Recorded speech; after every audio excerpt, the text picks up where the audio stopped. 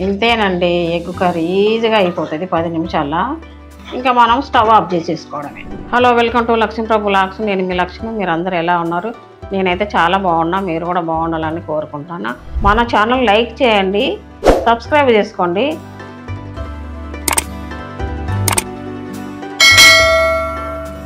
మీకోసం మరో రెసిపీతో వచ్చా. అది ఏంటంటే పచ్చిమిరపకాయల కోడిగుడ్ల కూర చేస్తున్నా. ఒక 6 కోడిగుడ్లు ఉడకబెట్టి పొట్టు తీసి ఇలా కట్ చేసి పెట్టుకున్నాండి నేను ముందుగానే. ఇవి మనము కూర చేసుకుందాం పదండి. స్టవ్ ముట్టించుకుందామండి. గిన్నె పెట్టేసుకుందాం. ముందుగా కొద్దిగా నూనె పోసుకుందామండి. కోడిగుడ్లు ఇందులో వేసేసుకొని కొంచెం ఫ్రై చేసుకుందామండి. కొద్దిగా సాల్ట్ వేసుకోవాలి, కొద్దిగా పసుపు వేసుకోవాలండి, కొద్దిగా కారం, కొద్దిగా ఫ్రై చేసుకోవాలి.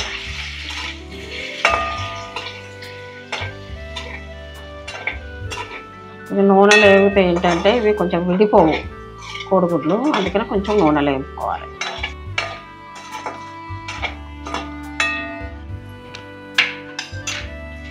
ఎగ్స్ ఫ్రై అయిపోయిందండి. మనం తీసేసుకుని గిన్నెలో పెట్టేసుకుందాం.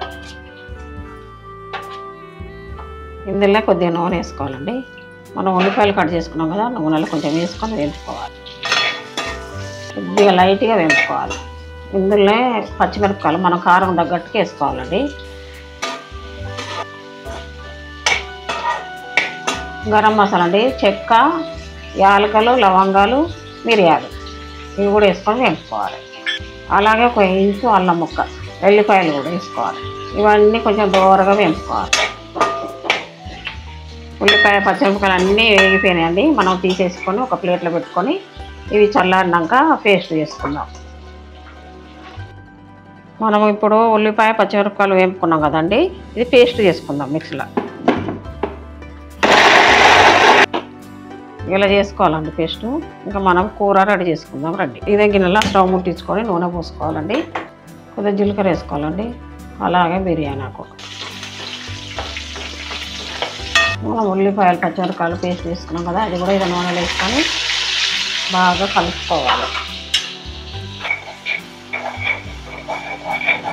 ఇలా బాగా కలుపుకొని మంట సిమ్లో పెట్టాలండి. కొద్దిసేపు మూత పెట్టేసుకుందాం. కొద్దిగా పసుపు వేసుకోవాలండి, ఇలా కలుపుకోవాలి. ముందుగానే టమాటా పేస్ట్ తీసి పెట్టుకున్నాండి, అది కూడా ఇందులో వేసేసుకోవాలి. రుచికి సరిపడా ఉప్పు వేసుకుంటాం. కొంచెం ఇలా బాగా కలుపుకోవాలి. ఈ టమాటా పచ్చి వాసన పోయేదాకా మంచిగా ఉడకాలండి.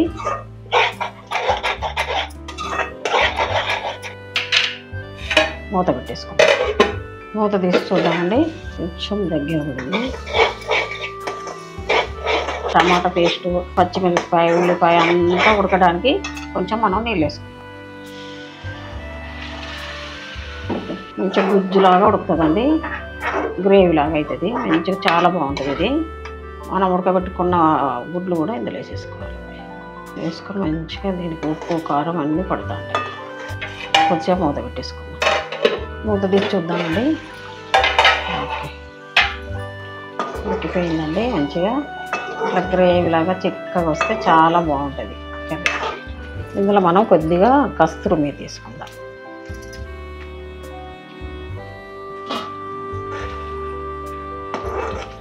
ఇంతేనండి, ఎగ్ కర్రీ ఈజీగా అయిపోతుంది 10 నిమిషాల్లో. ఇంకా మనం స్టవ్ ఆఫ్ చేసేసుకోవడమే. లాస్ట్లో కొద్దిగా కొత్తిమీర వేసుకుందామండి. ఇంతేనండి, పచ్చికారం కోడిగుడ్ల కూర రెడీ అయిపోయింది. ఈ పచ్చికారం కోడిగుడ్ల కూర రైస్కు, పూరికి, చపాతీకి అన్నిటికీ చాలా బాగుంటుందండి. జీరా రైస్కి కూడా చాలా బాగుంటుంది, బగారా రైస్కు చాలా టేస్ట్గా ఉంటుంది. మీరు కూడా చేసుకోండి. టేస్ట్ చేసి ఎలా ఉందో కామెంట్ బాక్స్లో తెలపండి. మరో మంచి వీడియోతో మేము ముందుకు వస్తా. బాయ్.